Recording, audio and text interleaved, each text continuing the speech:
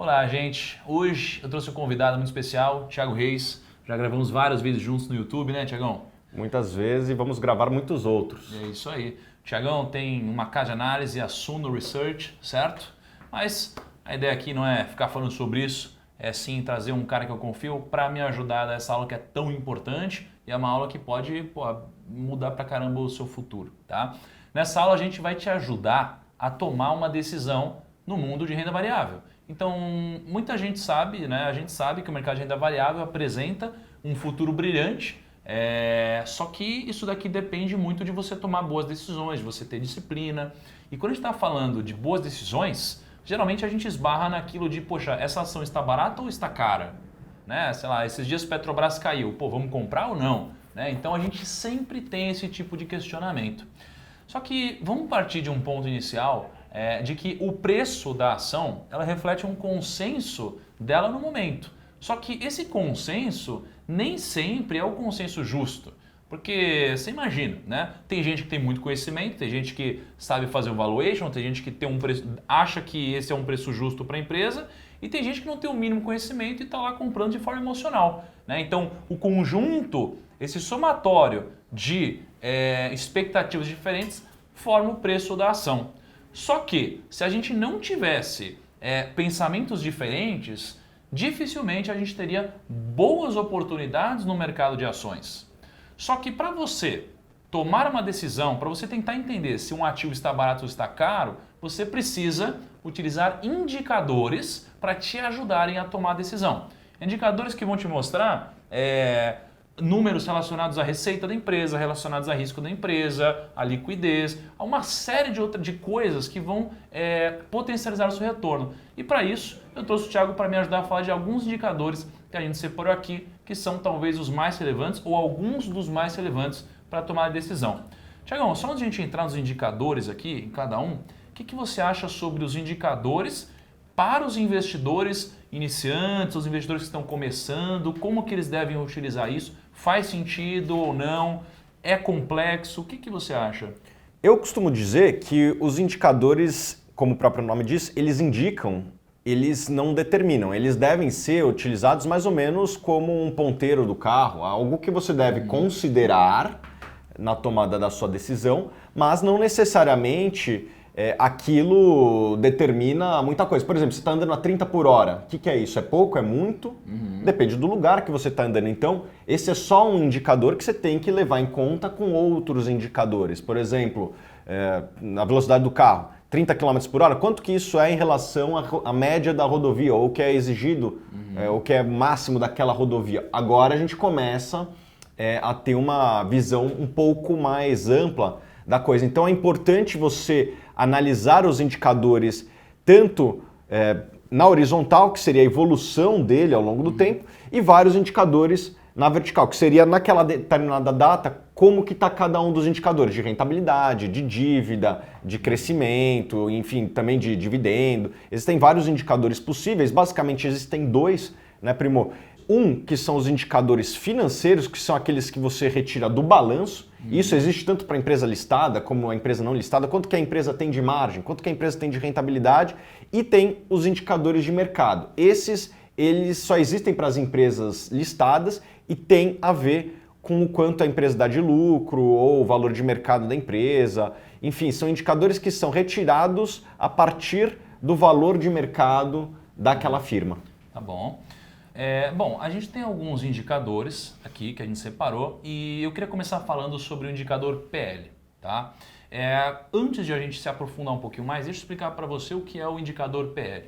O PL é o preço sobre lucro. Então, quando você está olhando para alguma ação, você geralmente olha para o preço dela. O preço dela foi a última negociação que ocorreu com esse ativo. Então, se essa ação, hipoteticamente, ela está sendo avaliada, ela está sendo negociada em R$10, só que ela distribui um lucro, ela distribuiu, na verdade, um lucro nos últimos 12 meses de R$1, você vai fazer o preço sobre lucro, 10 sobre 1, ou seja, ela vai ter um indicador PL de 10. Isso daqui significa que o seu investimento voltaria para você em 10 anos. Agora, se essa mesma empresa, que acabou de ser negociada a R$10, ela tivesse distribuído nos últimos 12 meses um lucro de R$2,50, você teria então um preço sobre lucro de 4. Significaria que em 4 anos você teria o seu capital de volta. Então, quanto mais barato o indicador PL, melhor para você, porque significa que você está pagando menos por uma empresa. Significa que seu dinheiro vai voltar mais rápido. Só que a gente não pode olhar para isso e, como o próprio Thiago Reis aqui falou, usar esse indicador para decidir uma compra ou uma venda sua. Porque às vezes esse indicador ele pode também acabar te enganando. Toda empresa que quebra, ela acaba ficando cada vez mais barata antes de chegar a zero, né? Então, Thiago, eu queria perguntar para você um pouco mais da aplicação do PL na prática, como que a gente compara um PL, o que é um PL bom, como a gente utiliza o PL no nosso dia a dia para tomar decisões. Bom, esse tema aí merece um livro, mas eu vou tentar aqui condensar, né? Tudo mais constante, quanto menor o PL, melhor para o investidor. Mas é importante lembrar que outras coisas influenciam também na composição do lucro futuro, né? Porque as empresas, elas deveriam valer o quanto elas vão dar de geração de caixa no futuro, trazido ao valor presente. Se duas empresas têm um PL de 10, mas uma cresce numa taxa maior que a outra, vale mais a pena, possivelmente, você comprar a empresa que cresce mais. Às vezes, até uma empresa que tem uma relação preço-lucro maior pode ser um investimento melhor do que uma empresa que tem uma relação preço-lucro menor. Esse é um erro que eu cometi no começo da minha carreira, recomendo que vocês não cometam esse erro, que é só olhar para o PL. Olhe outras métricas também, olhe crescimento, olhe a rentabilidade, a gente vai falar um pouquinho mais a seguir, mas eu vou te dar só um exemplo. Tem duas empresas, uma que tem uma relação preço-lucro de 10 e outra que tem uma relação preço-lucro de 20. A empresa que tem uma relação preço-lucro de 10, ela não cresce o lucro dela é estável ao longo do tempo. É uma empresa que já atingiu uma maturidade e ela não cresce mais tanto. Poderia ser uma empresa de, sei lá, saneamento. E a outra é uma empresa de tecnologia que ela dobra todo ano. E a empresa de tecnologia que dobra todo ano, ela está numa relação preço-lucro de 20 e a empresa que não cresce está numa relação preço-lucro de 10. Alguns investidores erradamente podem pensar que a de 10 está mais barata. Porém, como eu dei como exemplo, a empresa de 20 vezes lucro, ela dobra todo ano. O que acontece no ano que vem? O lucro dela vai dobrar. Se o preço ficar constante, a relação preço-lucro dela já é 10. Empatou com aquela empresa. E no ano posterior a esse, se dobrar de novo, a relação preço-lucro cai para 5 vezes. Ela já ficou mais barata que aquela empresa que valia 10 vezes lucro. Então quem compra olhando na fotografia de hoje, está pensando que a empresa de 10 vezes lucro está mais barata, quando na verdade não necessariamente. Porque se a empresa cresce mais, justifica-se se pagar um pouco mais. Sim. Até porque o indicador PL ele acaba às vezes dando uma falsa impressão de que essa empresa está barata. Enquanto que no mercado tem muita gente qualificada e essas pessoas olham para essa ação e elas pagam um PL mais baixo, não aceitam pagar um PL mais caro, justamente porque às vezes elas embutem no preço do ativo o não crescimento dessa empresa. Ou o risco, né? Então, o risco, tem uma série de coisas. Então, quando a gente pega uma empresa que tem um PL muito caro, pensa Ambev. Né? Se você pegar o histórico de Ambev, ela sempre teve um PL geralmente acima da média das ações do Ibovespa. Mas ainda assim foi um dos ativos que mais cresceram na Bolsa. Porque ela é uma empresa de growth, assim, é uma empresa de crescimento muito acelerado. Foi, né? Foi uma empresa de crescimento muito acelerado. Então você pega, a gente comprou agora, por exemplo, ações do Banco Inter recentemente. É uma empresa que no setor bancário tem um PL absurdamente maior do que o Itaú e Bradesco. Né? Eu lembro que quando a gente comprou o Itaú e Bradesco, eles estavam com um PL de mais ou menos 15 e o Banco Inter estava com um PL de quase 40, não era isso, Thiago? Acho que era projetado de umas 30 vezes, mas ele cresce umas 10, 15 vezes mais que o Itaú e que o Bradesco. Então é um indicador interessante, inclusive se fosse falar só de um indicador, eu gostaria bastante do PL, você concorda com isso? Se fosse um indicador? Eu concordo, Primo. Eu já fiz estudos no passado que a gente pegou os principais indicadores e fez backtest, talvez até a gente possa mostrar esse estudo no futuro, que a gente pegou os principais indicadores e dividiu em quartis. Né? Se você tivesse investido no melhor quartil de PL, de dividend yield, de ROI, etc., e o indicador que deu a melhor rentabilidade ao longo do tempo foi o PL e depois o dividend yield. Isso daí teve até um estudo no The Little Book That Beat the Market, não foi isso? The Little Book That Beats the Market, um livro muito bom. Tem até tradução em português, se não me engano chama o mercado acionário em suas mãos, alguma coisa assim. Isso aí. Joel Greenblatt, muito bom. Exatamente. E então é isso, o indicador PL é muito interessante. Então, por exemplo, ó, esse aqui é um site, o fundamentos.com.br, já falei dele algumas vezes, e é muito interessante que ele compila uma série de informações aqui, tá? Então aqui é a cotação de TUB 4, tá? Cotação 43,82 e aqui a gente tem o PL dele, ó, 13,73. Né? Então se você deixa aqui o mouse na interrogação ele te explica o que é, mas é o que a gente acabou de falar. Então, o que ele fez aqui? Ele pegou o lucro por ação, tá bom? Isso daqui é o lucro dos últimos 12 meses, tá? Ele dividiu 43,82 por 3,19. Preço sobre lucro. E aí ele chegou a esse número de 13,73. Então, por exemplo, vamos pegar aqui demonstrativo de resultados. Histórico. Ali embaixo. A última. Aqui. Essa barra azul aí. Ó, então, por exemplo, aqui a gente consegue puxar bastante informação histórica, né? Então, ó, lucro líquido. Você tem a barrinha azul do lucro líquido e a verdinha que é a barrinha dos proventos, né? Dos dividendos distribuídos. Chegão, o que a gente pode tirar desse gráfico? Uma coisa que é importante falar para as pessoas que estão acompanhando o curso é que o lucro do Itaú praticamente triplicou, mais do que duplicou aí, nesse período de 10 anos que tem no gráfico. Então, quem comprar o Itaú hoje a 13 vezes lucro, se esse crescimento se repetir, e daí tem várias premissas, mas vamos supor que se repita, daqui 10 anos você vai estar com uma relação preço-lucro muito menor no seu preço de custo, né? Porque se o lucro triplicar e você pagou 13, 14 vezes lucro, se o lucro triplicar, essa relação cai para 1/3. Vai virar 4, 5 vezes lucro, o que é muito barato. Certamente o mercado vai reprecificar, provavelmente para um patamar atual. Então, empresas que crescem, se mantiverem o múltiplo, o patamar delas valoriza na mesma rapidez que o crescimento do lucro, que foi um crescimento acima da média. Tem que lembrar que foi um período desafiador aí para a economia brasileira esses últimos 10 anos. Vamos pegar aqui Sula 11.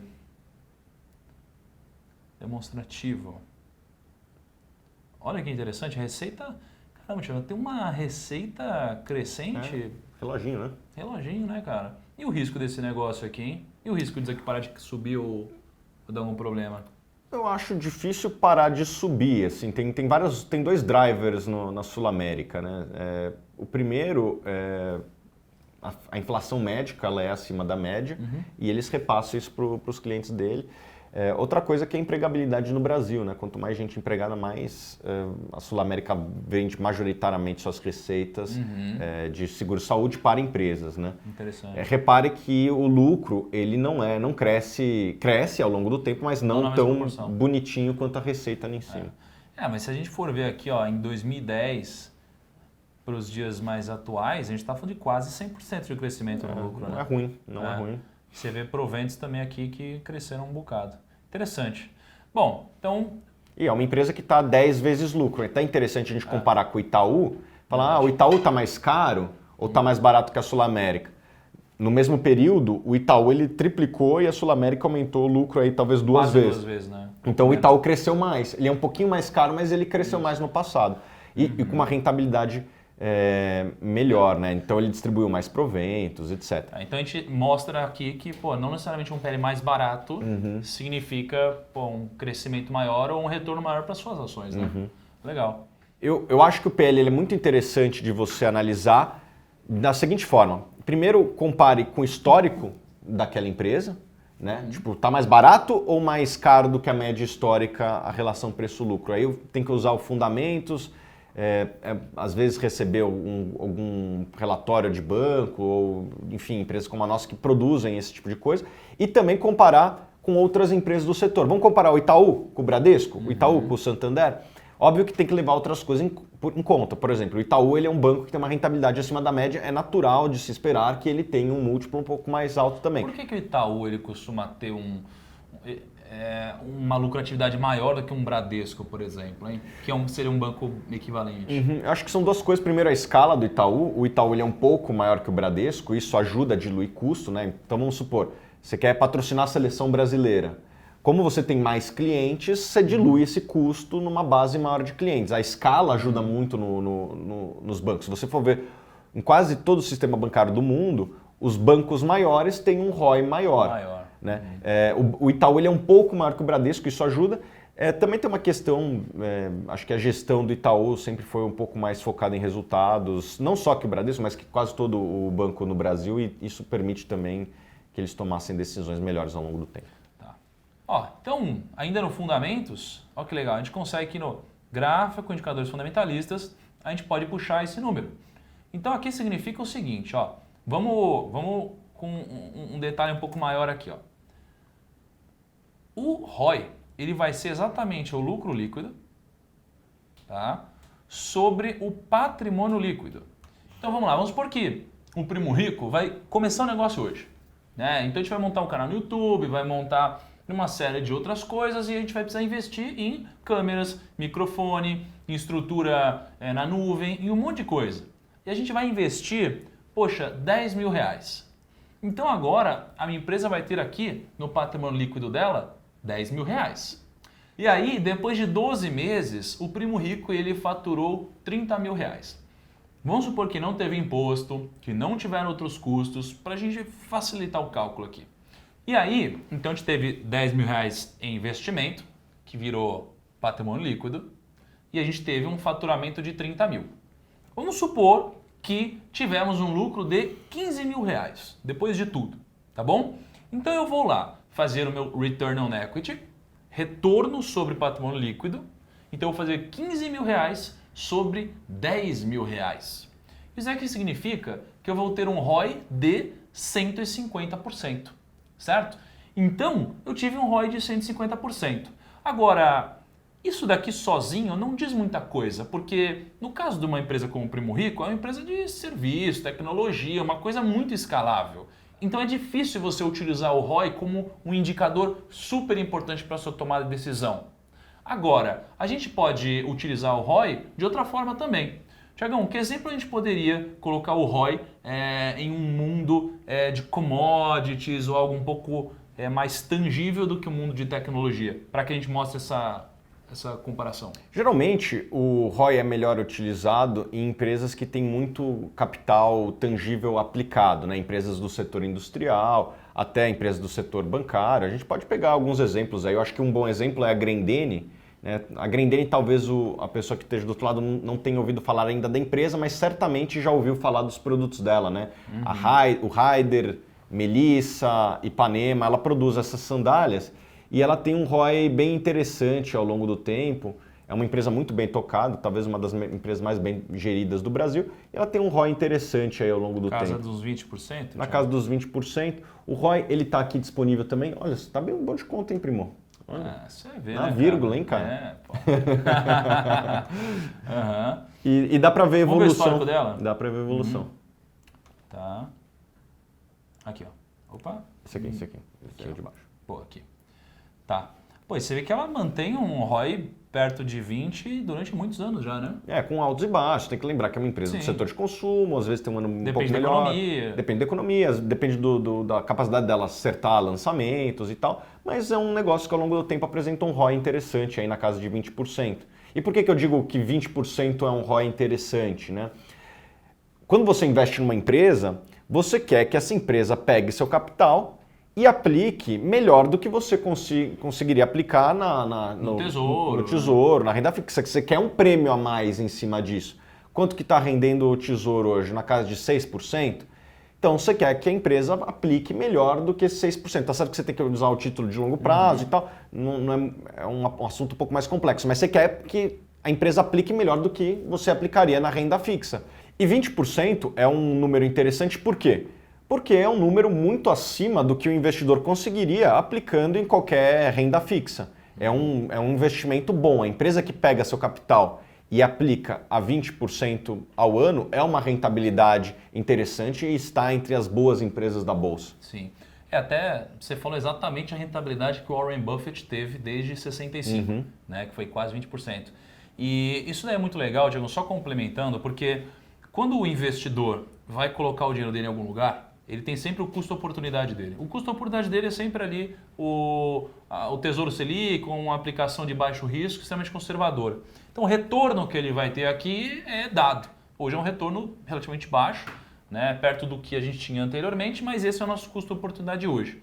Então, para a gente pegar o nosso dinheiro e colocar na mão de uma empresa, para a gente virar sócio de uma empresa, essa empresa precisa apresentar, no mínimo, um retorno superior ao que a gente teria na renda fixa, só que talvez não só um pouco superior, talvez muito superior, porque a gente tem um prêmio diferente. Então a gente precisa cobrar muito mais pelo nosso prêmio. Então quando a gente olha para o ROI, isso aqui é um bom indicador para nos ajudar a tomar essa decisão. Porque às vezes você vai pegar, vai encontrar uma empresa que tem um ROI super baixo, você vai colocar o seu dinheiro em uma empresa que te oferece um retorno sobre o patrimônio líquido inferior ao tesouro, não vai fazer sentido nenhum. Não tem por que você correr esse risco e que com certeza é maior do que o tesouro. Certo, Tiagão? Certo. Eu queria só mostrar um negócio a mais.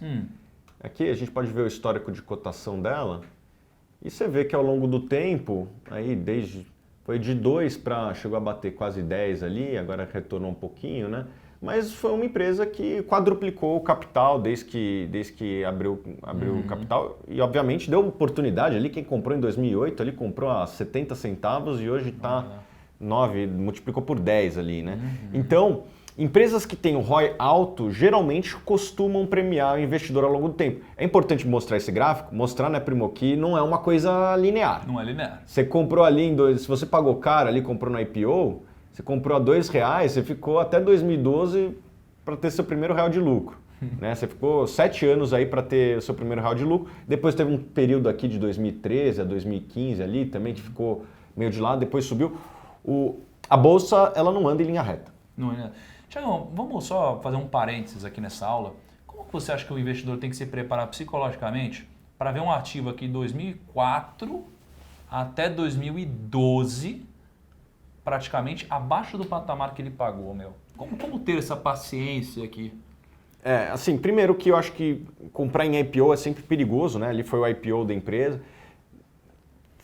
Foi um IPO que veio um preço um pouco caro, então precisou digerir durante bastante tempo esse preço caro, né? Então, o primeiro conselho que eu dou é esse, né? Assim, analise bastante o preço para não entrar numa empresa que está no múltiplo caro. Ali estava caro, eu não sei quanto, mas eu tenho certeza que estava caro. Todo IPO vem um pouco mais caro que a média, mas tem períodos ali que, mesmo que a empresa estava barato ali, ou que estava num patamar interessante, 2012, 2013, que você ficou 4 anos, 3 anos sem a ação se valorizar e de repente ela dobra de preço. O mercado acionário ele é assim, eu acho que tem 2 coisas que você pode fazer. Primeiro que é olhar menos para o home broker, né? Isso aí já ajuda bastante. Eu tenho um amigo meu que fala que o melhor jeito para reduzir a volatilidade da carteira é olhar pouco para o home broker. E outra coisa é montar uma carteira diversificada de bons ativos, porque, por exemplo, você ficou ali um período até longo sem valorizar, mas se você tem ações de outras empresas, o Itaú certamente valorizou no período. Então, na hora que você monta uma carteira pulverizada de empresas assim, você vai ter algumas que estão andando de lado, outras que estão valorizando, e seu patrimônio na média vai estar valorizando ao longo do tempo. Legal. Tá, agora a gente tem outro indicador que é muito interessante e ele é um indicador legal para a gente olhar principalmente durante as crises, né? Porque quando tem uma crise e o mercado começa a cair loucamente, né? Aliás, a gente tem uma habilidade extrema de subprecificar e sobreprecificar tudo, né? Quando o mercado está subindo, geralmente ele sobe mais do que deveria. Quando ele está caindo, geralmente ele cai mais do que deveria.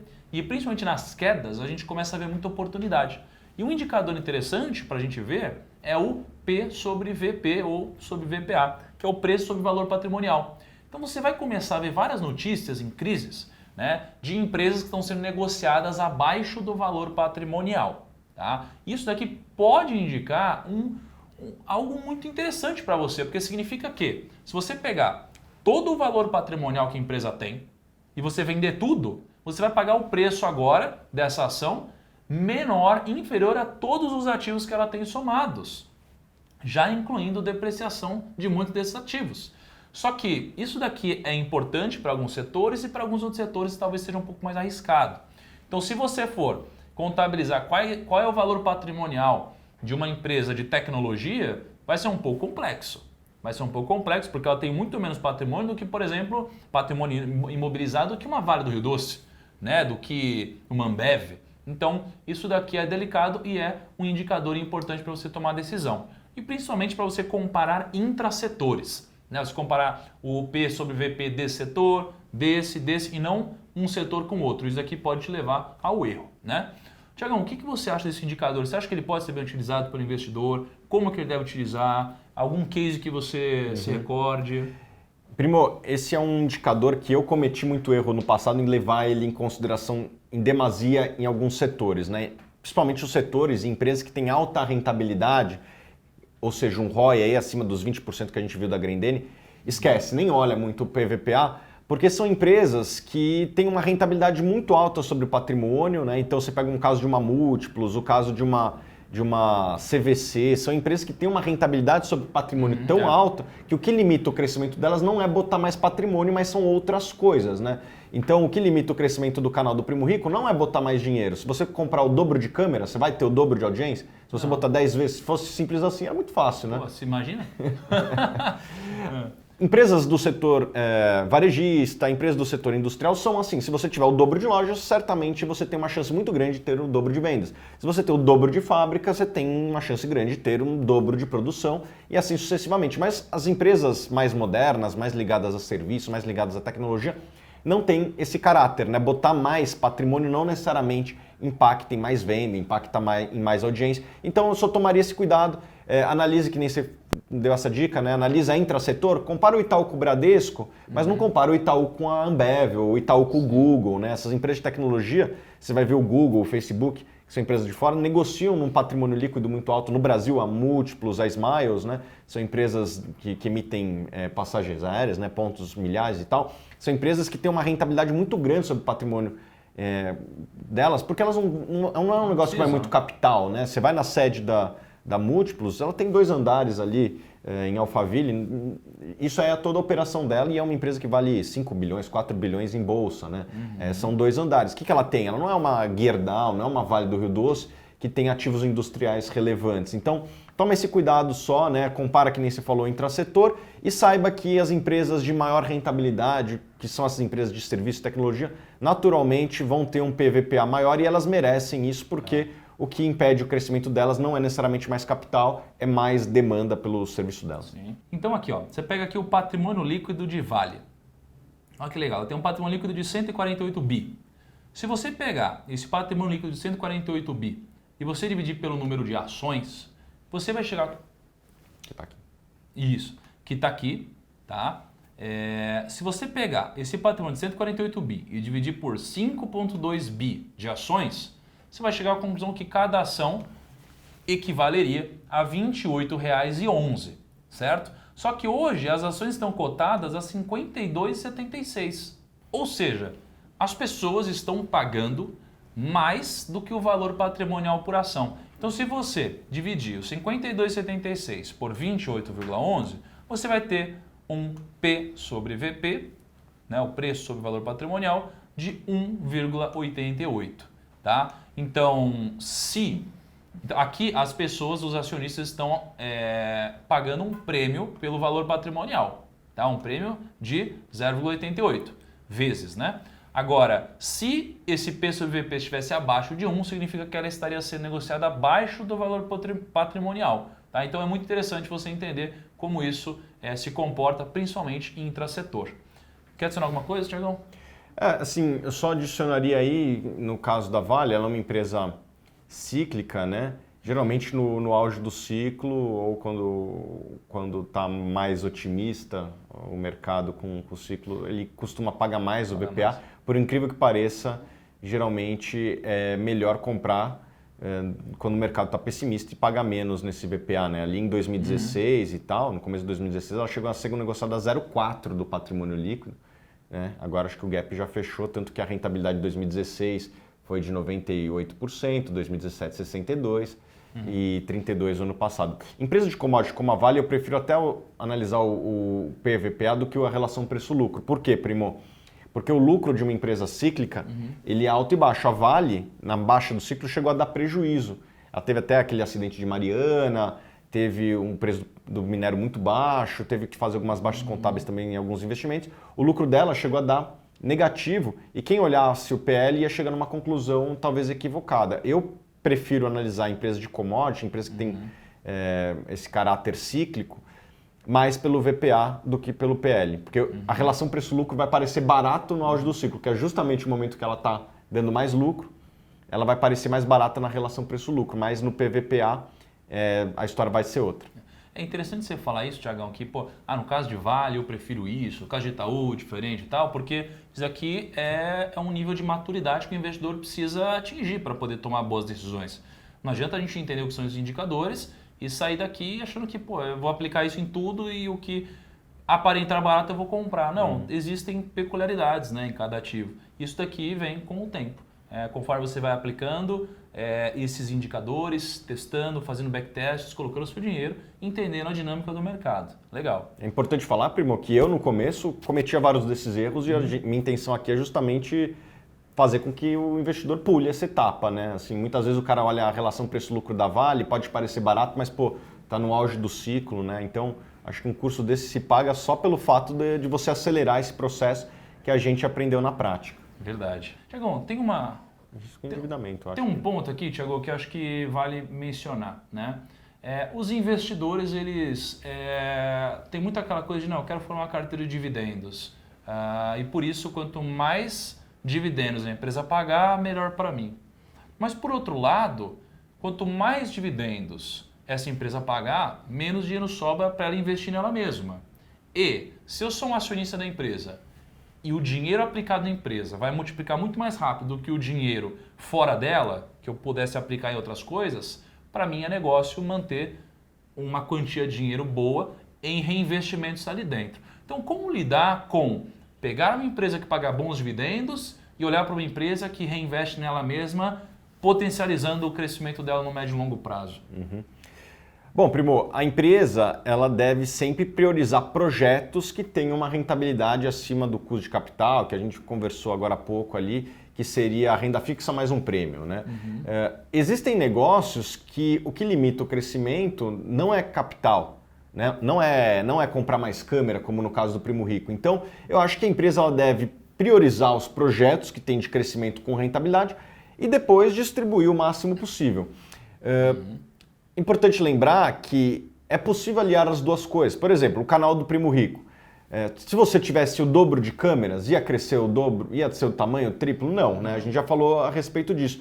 É um negócio que eu imagino que dê para aliar as duas coisas. O crescimento que vem do boca a boca, dos primos comentando e marcando os amigos e tal, com a distribuição dos dividendos que vem da propaganda, etc. Então, existem vários negócios, cada vez existem mais negócios com essas características, que conseguem crescer distribuindo dividendo, porque a atividade dele não envolve muito capital, né? Por exemplo, o Primo aqui. O capital é pequeno, né, Primo, que se usa. É o computador, a câmera, não é muita coisa que se exige para começar um negócio, como era no passado, comparando com uma Vale do Rio Doce. Sim. Uma Vale, né? Aí vai muito capital. Então existem alguns negócios, então posso citar a Múltiplos, a Smiles, que são empresas que conseguem crescer distribuindo dividendo. Cada vez mais a gente vai ver empresas com esse perfil. No mundo digital, no mundo dos serviços online, é possível aliar as duas coisas, o crescimento com o dividendo. Mas no passado, as empresas industriais elas tinham esse perfil. Se você quisesse crescer, você tinha que reter o dividendo para investir na atividade. E eu acho que isso ao longo do tempo vai cada vez mais mudar para uma economia mais voltada em serviços que tem essa característica de alta rentabilidade. Então, assim, o que o investidor precisa conhecer sempre, tá? Precisa conhecer o lucro por ação, que é o LPA, e precisa entender sobre o Dividend Yield. O lucro por ação é simples, você vai pegar lá no balanço da empresa, tem o lucro, a linha final dela, é o quanto ela teve de lucro. Então, por ação, ela teve R$ 2,81 de lucro.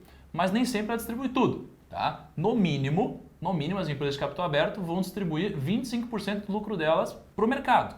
Então ela pode distribuir entre 25% e 100%. Né? Vai ter ali uma série de coisas que vão ponderar essa decisão.